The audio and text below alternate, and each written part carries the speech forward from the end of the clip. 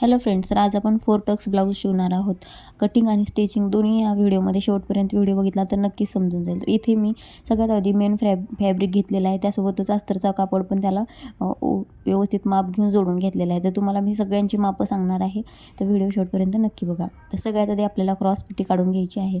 Total आपल्याला 13 इंचाचं blouse पाहिजे, तर त्यासाठी आपण इथे क्रॉस पट्टी घेतलेली आहे 3 इंचाची आणि वरच्या बाजूने 3.5 इंचाची. त्याची रुंदी घेतलेली आहे 11 इंच. तुम्ही बघू शकता 3.5 इंचाकडून 3 इंचापर्यंत आपल्याला थोडंसं क्रॉस करत त्याला क्रॉसपट्टी आपल्याला ह्या काढून घ्यायच्या आहेत दोन्ही, आणि मेन फॅब्रिकला आपल्याला ते जोडून घ्यायचं आहे.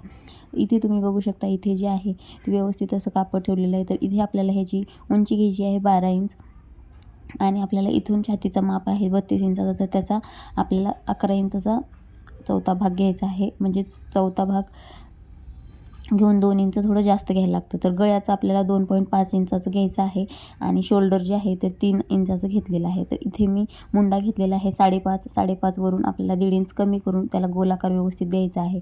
अशा पद्धतीने ही पुढचा बाजू आपल्याला तयार होते, आणि त्याच ठिकाणी आपल्याला हे सगळं व्यवस्थित जिथे आपला समोरचा भाग असतो, जिथं आपल्याला क्रॉसपट्टी जोडायची असते, तिथे थोडं अर्धा इंच आपल्याला व्यवस्थित गोलाकार देऊन आपल्याला कट करायचा आहे. तुम्ही इथे बघू शकता इथे.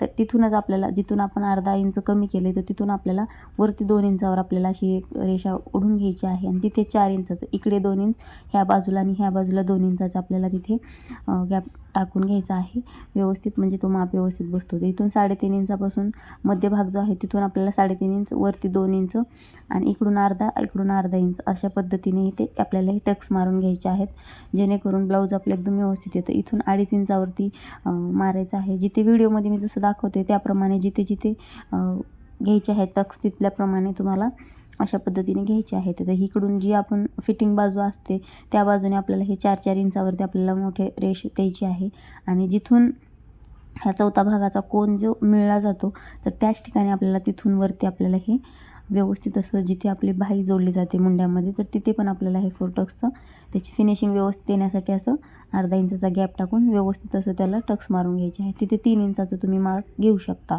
त्याच्या मापीनुसार. अशा पद्धतीने अतिशय सोपं असं एकदम झटपट होणारं ब्लाऊज आहे हे.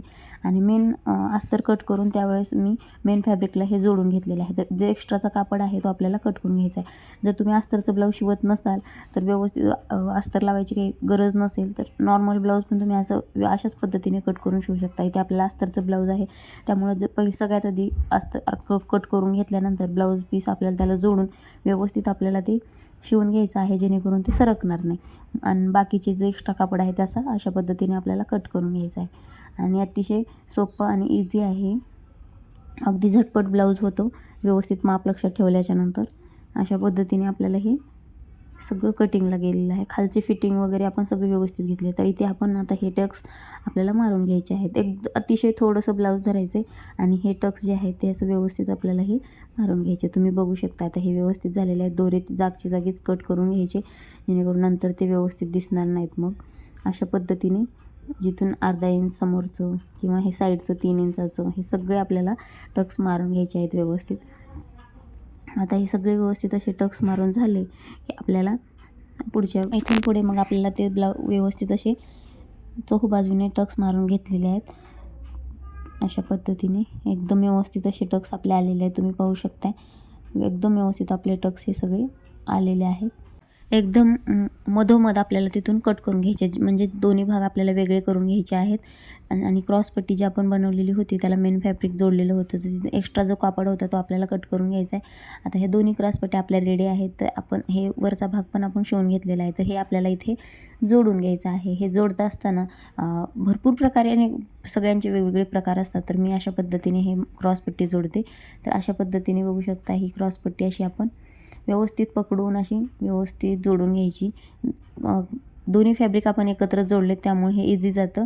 आणि आपण जे शिवण्यामध्ये येतो एक्स्ट्राचा कापड आपल्याला कट करायचा आहे पुढचं राहिलेला, आणि हे जे आपण टक्स मारून घेतला होता तर तो जर आतमध्ये आलेला असेल त्यामुळे ते चपटं दिसू शकतं, त्यामुळे ते आपल्याला थोडंसं कट करून घ्यायचं आहे. आता इथे मी 1 इंचाचा कापड घेतलेला आहे अस्तरचा कापड, ते खालच्या बाजूने आपल्याला असं जोडून घ्यायचं आहे. त्यामुळे काय होतं एकदम व्यवस्थित फिनिशिंग आपल्या ब्लाऊजला येते, आणि खालून जिथे पुढचा भाग असतो ना समोरचा भाग तो उचलत वगैरे नाही.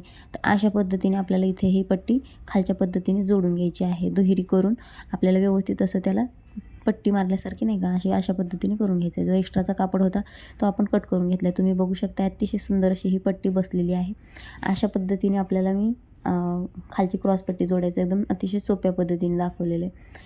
तर आता आपल्याला हुकाची पट्टी जी आहे दोन्ही आपण जोडून घेतलेले आहेत. आता हुकाची पट्टी मी तुम्हाला दाखवत आहे कशा पद्धतीने जोडायची आहे. तुम्ही ज्या बाजूला हुक लावता त्या बाजूने आपल्याला अर्धा इंचाची अशी ही घ्यायची आहे, 1 इंचाची पट्टी घ्यायची आहे अस्तरची. अशा पद्धतीने एका साईडने वरच्या बाजूने शिवून घ्यायची आणि त्यानंतर अशी पलटायची. खालच्या बाजूने व्यवस्थित असं शिवून घ्यायच्या. तुम्हाला समजते नाही समजते तुम्ही कमेंट करू शकता. त्यावरती रिप्लाय देण्याचा नक्की प्रयत्न करेन की कुठल्या बाजूमध्ये म्हणजे कुठली बाजू तुम्हाला जमत नाही त्यावरती व्हिडिओ पण लवकरात लवकर येईल. तर तुम्ही मला तसं कमेंट करू शकता.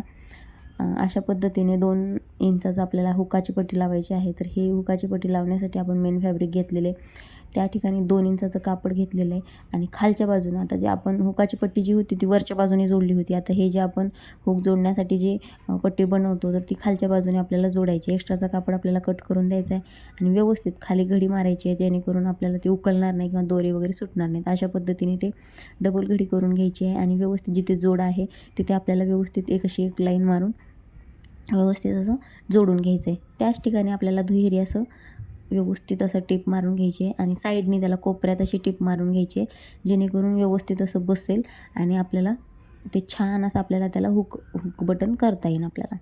अशा पद्धतीने हे बनवून घ्यायचं आहे. खालून वरून एकदम व्यवस्थित दिसतं. आता हुकाची होल कसे करायचे तर अशा पद्धतीने आपण व्यवस्थित असा माप घेऊन 4-5 पदर करून अशा पद्धतीने त्याचे व्यवस्थित माप घ्यायचेत आणि जिथे जिथे आपण माप जोडलेलं आहे त्या ठिकाणी आपल्याला ती हुकाची पट्टी आपल्याला बनवून घ्यायची आहे. तर असं क्रॉस आपल्याला ही हुकाची पट्टी बनवत जायचं आहे. अशा पद्धतीने जिथे आपल्याला मार्क केलेलं आहे तिथे थोडंसं असं क्रॉस करत थोडीशी जागा ठेवत अशा पद्धतीने आपल्याला खालीवर असं करत व्यवस्थित असं मशीन थांबवत थोडंसं हलका वेळ घेत अशा पद्धतीने करू शकता. जर तुम्हाला सोप्या पद्धतीने सांगायचं म्हणाल तर शिकायचं जर असेल तर तसे पण कमेंट करू शकता. व्यवस्थित पद्धतीने हळू पण शिकवण्याचा नक्की प्रयत्न करायचा. एका व्हिडिओमध्ये आपल्याला कटिंग स्टिचिंग दोन्ही दाखवायचं आहे त्यामुळे थोडंसं स्पीड घेतलेलं आहे. तर इथे तुम्ही बघू शकता हे दोन्ही माप आपले हुकपट्टी जोडून झाल्यानंतर व्यवस्थित माप करून घ्यायचं की कोणतं मोठं बारीक यायला नको. आपले एकदम व्यवस्थित आलेले आहे. तर इथे आपण 1 इंचाचे मेन फॅब्रिकचे जे आहेत मेन फॅब्रिक जे आहे ते घेतलेले आणि आपल्याला इथे गोटपट्टी करून घ्यायची आहे. तर 1 इंचाचं घेतलेलं आहे. अर्धा माप त्याचा व्यवस्थित असं जोडून घ्यायचं आणि गोल आकार व्यवस्थित गळ्याला दिलेला आहे. असं आपल्याला गोल अशी त्याला पट्टी करून घ्यायची आहे. अशी जशी व्हिडिओमध्ये दिसते त्याप्रमाणे अशा पद्धतीने आपल्याला गोट करून घ्यायचं आहे. आता हे छोटंसं गोट आहे त्यामुळं सरळ पट्टी जरी घेतली तरी काही हरकत नाही आहे. शक्यतो गोट करण्यासाठी तिरका कापड घ्यायचा जेणेकरून मग गोट घ्यायला सोपं जातं. तर अशा पद्धतीने आपल्याला ते व्यवस्थित असं खाली गोल करून आपल्याला हे असे व्यवस्थित असं गोट घ्यायचं आहे. व्हिडिओमध्ये दाखवल्याप्रमाणे अशा पद्धतीने हळूहळू पकडून व्यवस्थित असं त्याचं गोट घ्यायचं आहे जेणेकरून ते फिनिशिंग चांगली दिसेल. अशा पद्धतीने नेक्स्ट टाईम कॅमेरा समोरून लावला तर तुम्हाला अजून क्लिअर स्पष्ट दिसेल. समोर आहे मागच्या बाजूने कॅमेरा लावल्यामुळे थोडंसं वाकडं इकडे तिकडे दिसते म्हणजे थोडंसं दूर दिसते. तर दोन्ही बाजूनं आपण सेम अशाच पद्धतीने हे पट्टी आपण जोडून घेणार आहोत.